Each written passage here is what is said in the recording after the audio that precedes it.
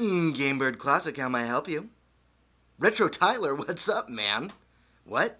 You want to do a Nintendo 2020 discussion? When? Right now? I'm in.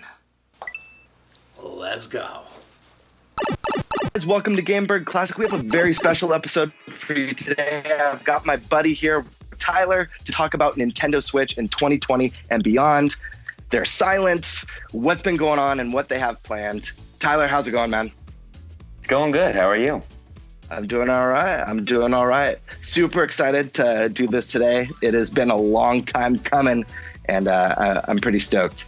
I'm glad we could finally make this happen. All right. So we're going to be talking about Nintendo this year, kind of their weird presence they've had in the industry.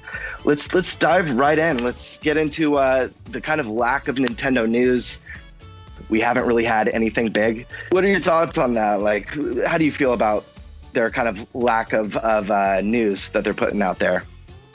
I think this was originally going to be a slow year for Nintendo. I know that a lot of people are giving COVID as I think sort of excuse, but I think it was just going to be a slow year. With a release like Animal Crossing, they're going to ride the coattails for as long as they can. They're going to support that for as long as they can, and then other things like Pokemon DLC. So I think this was just going to be a slow year for Nintendo, as it was. Right. I mean, do you feel like they had something planned for E3? Do you think there was some sort of big presentation? I mean, even with like the Mario anniversary rumors that we have, do you think that they kind of halted? Like, I agree with you. I think that this was going to be a slower year for them as well. But do you think that they've decided to trickle out news even slower as a result? Definitely slower. I think that they would have announced way more things at E3, and obviously production would have been higher if COVID wasn't a thing and the workers were allowed to go to their offices. They definitely would have made so many more announcements. It's just hard to say because like we don't know. They haven't told us anything, so it's like hard to imagine what they would have announced at E3. It makes it hard to think. Because like one thing that sticks out to me is the Pokemon MOBA, the Pokemon Unite announcement that we got, and how disappointing it was with its own presentation. Everyone wanted the Gen 4 remake announcement. If that was announced at E3 and they said, "Oh, we got something special for you," and they announced that, the reaction would have been times so bad. worse. Times worse. I don't know how they would have been able to recover from that. So I think it's kind of saved them a bit. Yeah, I think you hit the nail on the head. I think you're right. I think this was going to be a slow year for them. It is weird to me. I mean, it's been about a full year since we've had a real direct, and Nintendo's been doing these like Twitter announcements. They've been doing like the Paper Mario Origami King Twitter announcement. It's coming out in 2 months. They just did it with Pikmin 3 Deluxe. Just got a Twitter announcement drop, and those announcements. Even though one of them's a port and the other's a Paper Mario, which is a little bit smaller of a seller for Nintendo, they're still a lot bigger than the stuff we've seen in their partner showcase presentation, as well as that live treehouse that they did where they revealed the Bakugan Battle Champions. Oh God, that was awful. That was awful. So it's weird to me that their two biggest announcements of the year were dropped to Twitter. And it also makes me wonder if Nintendo is like, there was some shareholder meeting where they were saying that they're not married to the idea of directs. And I can't help but wonder if they're thinking of other ways to kind of get their news out there. Anyways, let's move on to the next topic. I mean, we tied into this a little bit, but like why Nintendo's been so quiet. And we touched on this with them kind of having a light year for news. It's had a big effect on the company. I know a very strong like stamp of approval. They had their quality control. When they release big games, like they don't release stuff like broken. There's a lot of companies like Bethesda. Hate to throw them under the bus, but they'll release a game that's like doesn't feel like it has that full level of polish. And Nintendo would much rather delay stuff and announce it when it's a lot closer to release. They prefer those like it's coming out in 2-3 months. Right. And that paid off huge for them. Yep, totally. I mean, I feel like development's got to be a little bit of a problem with them because of their quality control. I mean, do you think that's really affecting development? I think Zelda is like a great example of that. There was a lot of potential for Zelda to come out this year. Even though next year's the anniversary, I think there was a lot of potential for us to get Zelda this year, but COVID would have definitely kind of right. With everyone working at home, it's almost impossible to ramp up production with everyone at home and stay on pace. That would have been so hard to keep track of. Like you said, it would have been nice to have seen Zelda this year, but I think it makes more sense for it to come out next year, which I don't think they're just crying over the idea of not being able to put it out this year. You know, we've seen them delay games before, and I'd rather them delay games than just put out crap. Well, especially a game that's at the caliber of a Zelda or Mario, you know. Absolutely. Where the expectations are already so high. They've been really riding on that success of Animal Crossing too. Do you see those sales numbers? I saw. Over 22 million. That's insane.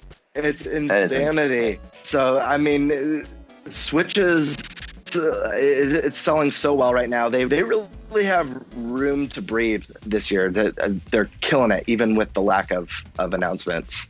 Do you think they have any big games planned for the holiday, or do you think like the Mario Anniversary Collection is going to be that holiday title? The Mario 35th has to be, because that is a system seller. People are going to go out and buy a system because of Mario. They're not going to go out and buy for something like Pikmin 3, which isn't a holiday release, but still, you need something to sell consoles, sell systems at the holiday time. I don't see it being anything other than Mario 35th anniversary. I know we've seen some things like Power A and Hori coming out with controllers that's supposed to release in September. But I wouldn't be surprised if Nintendo comes out and announces Mario's 35th collection in September as opposed to just dropping it in September. Like they like to give it a month or two ahead of time before it comes out. The 35th for this holiday season just makes so much sense. Yep. Yeah, I agree with you.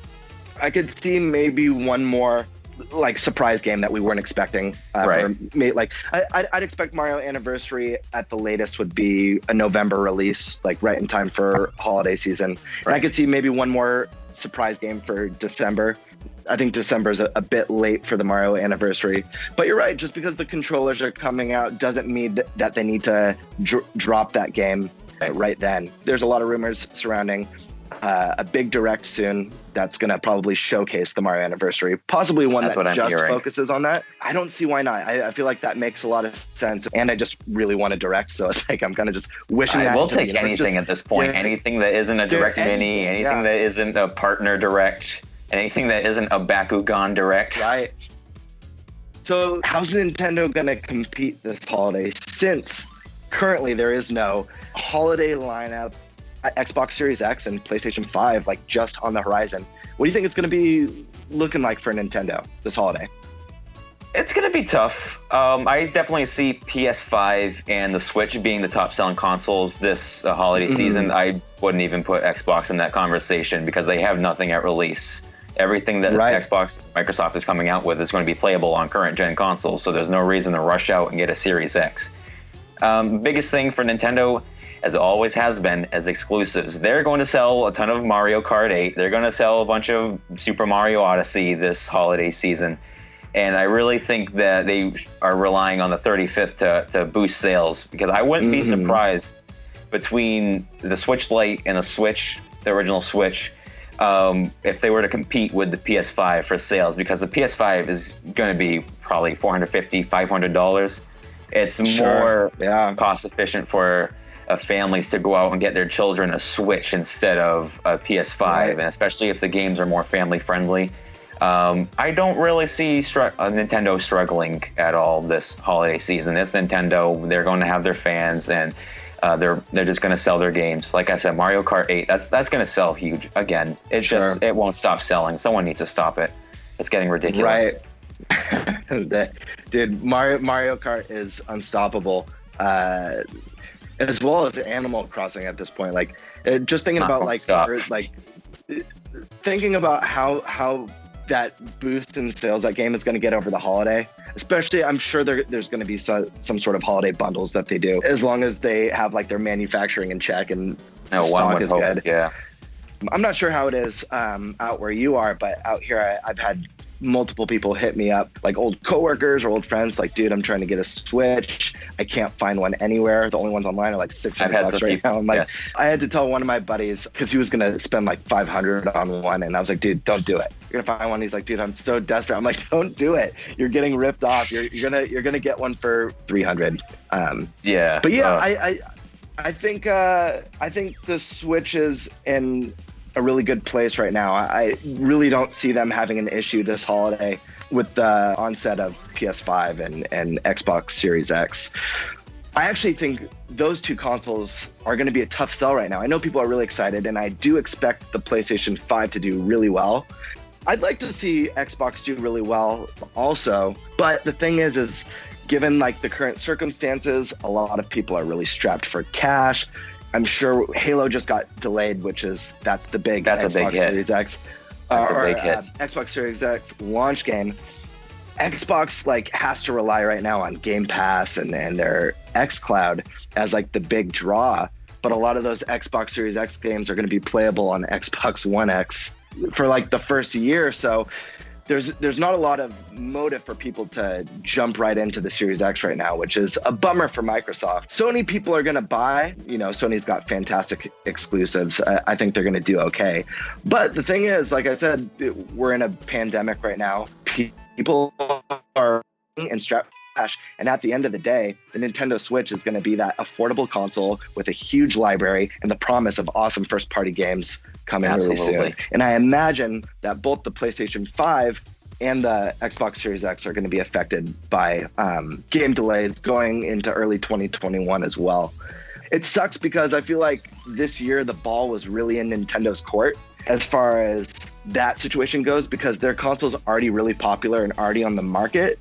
If they were able to fill this holiday with some really huge juggernaut hits, I think they would have, without a doubt, just completely taken the holiday would have by killed storm. it. You know, they would have killed it. And not to mention, like, when you think of the fact that Switch is 3 years in and hasn't seen a price drop yet, if the Switch gets a $50 or $100 price drop, the Switch is fine. Like, anyone who says that it's not fine, I think they're crazy. I think the Switch is going to sell really well regardless. They need to look at the numbers. Yeah, seriously. But third party though, that is the big question, because regardless of how well the Switch is selling, we already know it's going to have fantastic first party games. It's going to get its Marios and Zeldas and Metroids. But what about third party? What are your thoughts on that moving into next gen? I think it's going to be tough for Nintendo going into next gen to get third party support, because we've seen games on current gen systems that have a hard time on Switch. Like, yeah, people can boast about Witcher 3 making it onto the Switch, but it doesn't look all that great. People say it looks great. It doesn't run all that well, I don't think, because if you get a game like Witcher 3, you're going to want to play it on your PS4 or your Xbox One. You don't think immediately, I need to get this on my Switch first thing. I get it that the portability is a great upside, but it's going to be so hard, especially with next-gen technology, to just dumb it down for the Switch. That's going to be such a hard task to overcome.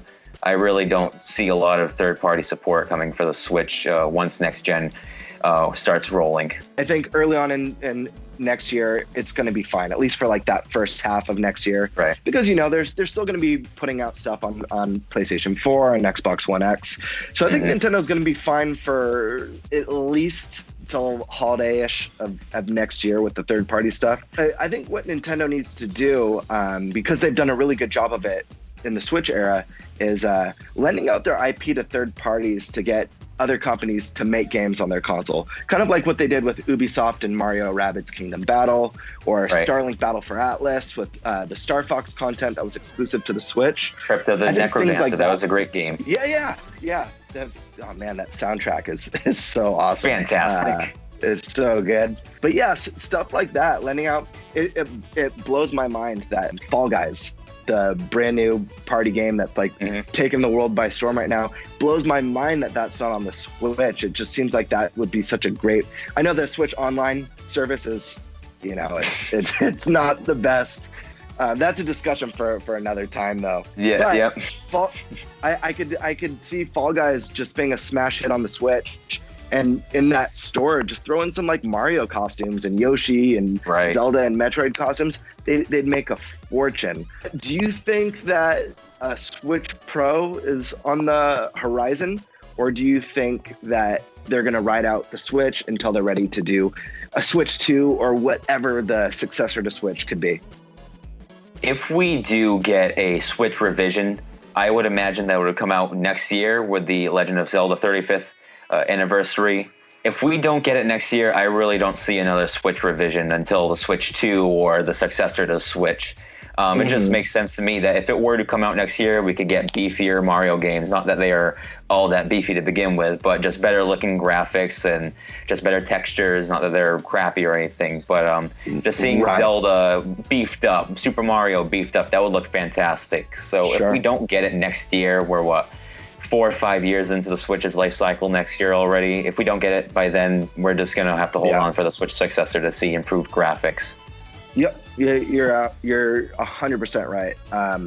If there's no announcement next year by E3, let's just say by E3 of next year, it's not. There's no way it's happening. They're gonna write up the Switch. They'll probably do a price drop, I'm sure, and the Switch will just be all of $50. Incredible. Yeah, $50, but still $250 for a hybrid console. Right. It's not as powerful, but hey, you're not spending $500, $600, whatever the next gen consoles are going to cost, and you have a fantastic library. Cool.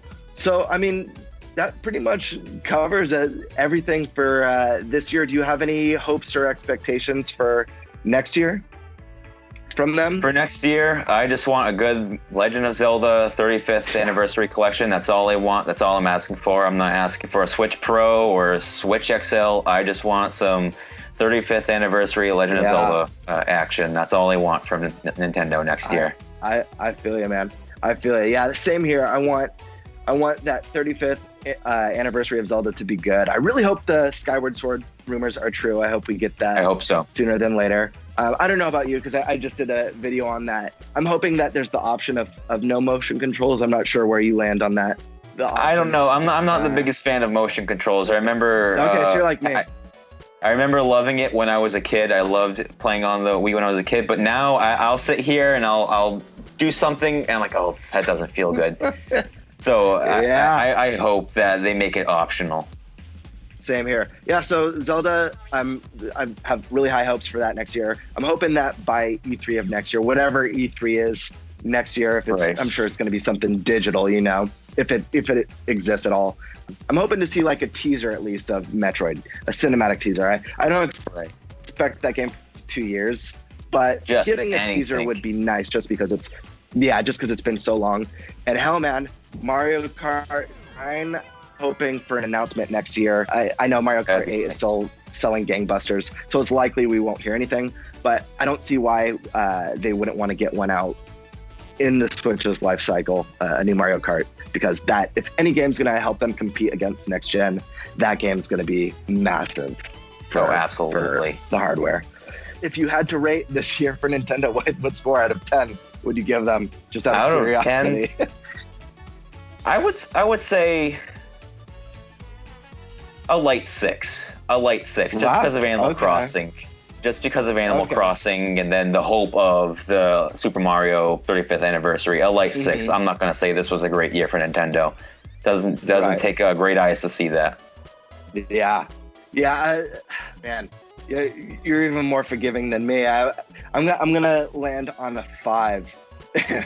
I'm gonna land on a 5, and the only reason why is because Animal Crossing has taken up a lot of my time, and I'm a big Paper Mario fan, so those two games I'm stoked about.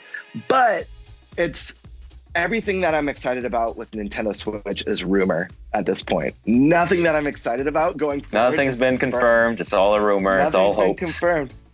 So I'm riding on my hopes and dreams for the console. Guys, thank you so much for watching. I hope you enjoyed this video. Don't forget to like, share, and subscribe. Me and Retro Tyler will be back for more discussions in the future, so I hope you enjoy this because we got more stuff coming very soon.